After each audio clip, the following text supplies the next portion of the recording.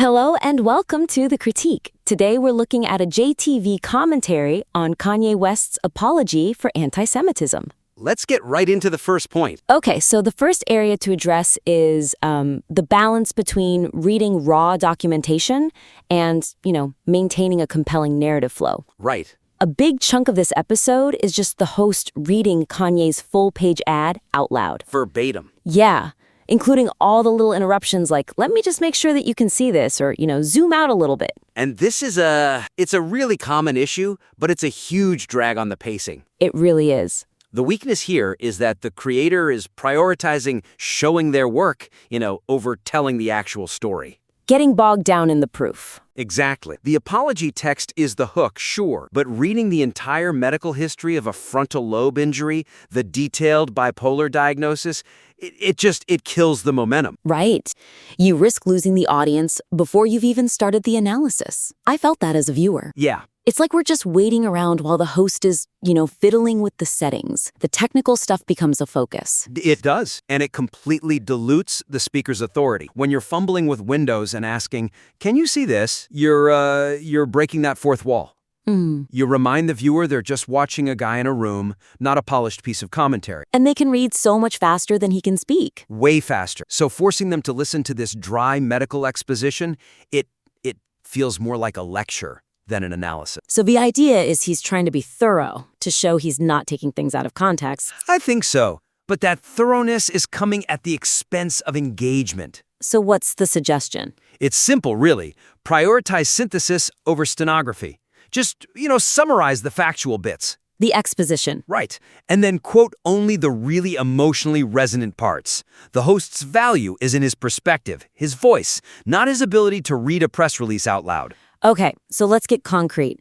That section on the car accident is pretty long in the video. It's way too long. He reads this whole paragraph about the accident from 25 years ago, the swelling, the scans, the 2023 diagnosis. It's a lot of data. A ton. Instead, the host could just say, Yates attributes his behavior to a previously undiagnosed frontal lobe injury from his famous car crash, aggravated by bipolar type 1. That's, 6 seconds? About that. And it's so much punchier. It respects the audience's time. And it lets you get to the real meat of it faster. Exact. Then you can jump directly to the high-impact quote that actually moves the story. I gravitated toward the most destructive symbol I could find, the swastika. And that line lands with so much more weight when it's not buried under medical jargon. So much more. And obviously, you cut all the zooming talk in post-production. Oh, for sure. I mean, if you're discussing something this heavy, the production has to be invisible, just seamless. Okay, let's move on. Let's talk about the substance of the commentary. The analysis itself. Yeah, the critique should now examine the analytical lens being applied to all these claims about mental illness and accountability. The host makes a strong case for empathy. He even says, you have to take people at face value. Which is a very generous stance. It fits the channel's ethos, judge favorably. But there's a weakness in the depth of that analysis. The host, he pretty much accepts the apology at face value. He just sort of nods along to this idea that a Manic episode made him sell swastika t-shirts. So he's missing an opportunity. A huge one. He misses the chance to really challenge the causal link Yi is drawing between mental illness and ideology. So the argument is that the host is maybe being a bit too passive here. He's reacting to the letter instead of interrogating it. That's it, exactly. I mean, look, mania is a mood disorder. It affects energy, inhibition, grandiosity, sure. Of course. But does mania create the content of the hate speech? That's the nuance that's getting missed. Ah, I see. The diagnosis explains the behavior, but not necessarily the belief behind it. Precisely. Mania might just remove the filter for prejudices that are, already there. So the suggestion is to adopt more of a yes and or yes but approach. Yes.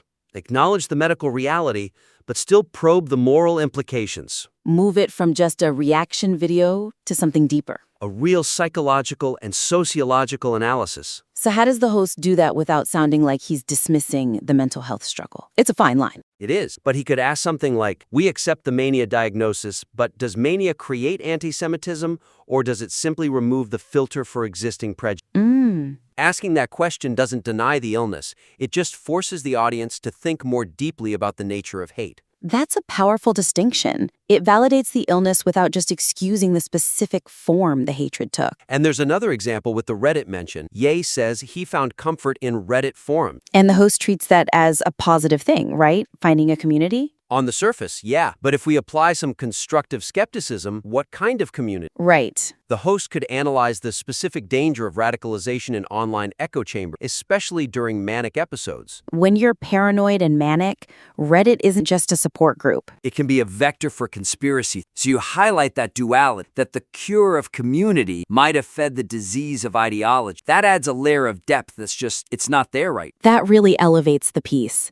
It stops being a report on a letter and becomes a commentary on how we process information when we're vulnerable. Exact. And that's what the listener is there for. They know the news. They want the insight. Okay, let's shift to the theological aspect. This is a big part of this channel's brand. For sure. He introduces the Jewish concept of teshuvah, repentance, and he references Rabbi Sacks on the cosmic mix of light and darkness in all of us. It's a beautiful concept, and he delivers it really well. The weakness, though, is that the application feels a bit abstract. A little disconnected? Yeah.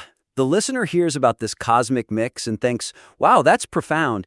But the connection to the specifics of the Kanye story is loose. So it feels a bit tacked on, like the moral of the story. A little bit, yeah. It feels adjacent, not integrated. The suggestion is to ground that theology specifically in the actions Ye promised in his letter. To create a tighter loop. Right. We need to answer the so what. Why is this theological concept key to unlocking this celebrity apology? Can you give me a concrete example of how to weave those together more tightly? Okay, look at the clothing design line. Ye writes, I'm pouring my energy into positive, meaningful art, music, clothing design. Which honestly, when I hear that in an apology about anti-Semitism, I kind of roll my eyes. Most people do. It sounds trivial. It sounds like he's just trying to sell shoes again. A pivot back to commerce. But this is the perfect opportunity for the host. The feedback is to explicitly link that to the Rabbi Sacks concept of channeling light. Ah, I see where you're going. So instead of just saying that would be a true teshuvah, he could frame it like this. Ye is attempting to switch the character he plays in the plot of history from a channel of darkness to a channel of light through his specific artistic output. So you're taking a mundane detail, the fashion, and you're elevating it to a spiritual act. Exactly. You're validating his career through the lens of the theology. You're saying, if he uses his talent for design to bring light, that is the repentance.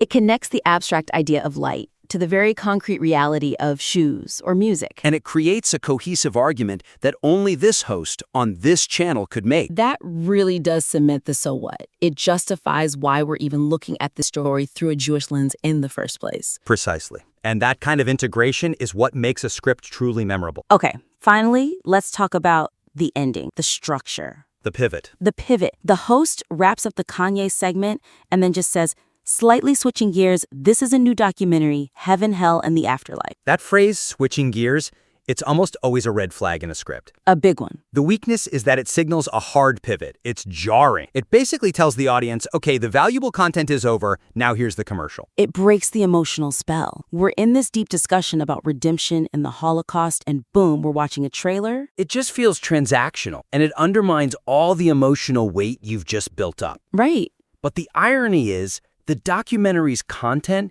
is actually super relevant to the whole discussion. They're not really switching gears, they're just going deeper. So the suggestion is to find a thematic segue. Yes, don't announce the gear switch. Find the thematic thread that connects the two. The Kanye segment was about fixing mistakes in this life. And the documentary is about the afterlife and our purpose here. They're two sides of the same coin. So how would you script that transition to make it feel, seamless? I would literally use the documentary's own tagline. The trailer says, Judaism teaches that we are here to bring heaven down to earth. That's a gift to a scriptwriter. It really is. It bridges that gap perfectly. So you just rewrite the transition. You say something like, we've been discussing how to bring heaven down to earth through repentance, how to fix our mistakes in this world. But that raises a bigger question. What is the Jewish view of our ultimate destination? Is it about escaping this world or fixing it? And that flows so much better, it leads the listener right into the promo without them even realizing they're being pitched to. Exactly. It frames the documentary as the answer to the question that the Kanye story just raised. It makes the promotion feel like added value. Like further learning. Not like a commercial break. And it respects the listener's intelligence. It assumes they're interested in the ideas, not just the celebrity gossip. And that's the key to this whole critique, really. Whether it's summarizing the text or probing the analysis, it's all about respecting the listener by synthesizing the information, not just presenting it raw. So let's just recap the key points for our listener. Sure. 4 main takeaways. First, prioritize synthesis over reading everything verbatim. Just summarize the medical history. He attributes it to a frontal lobe injury.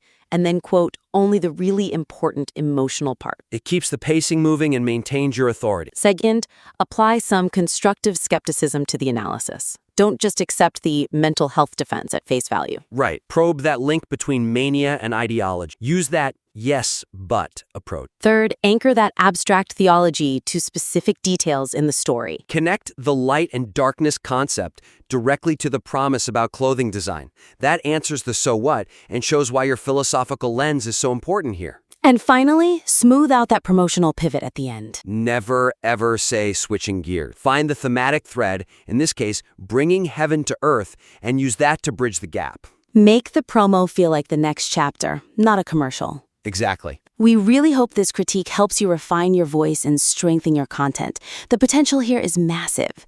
To our listener, we invite you to submit your next script or video for review. We'd love to help you continue to improve your work. Thanks for listening to The Critique.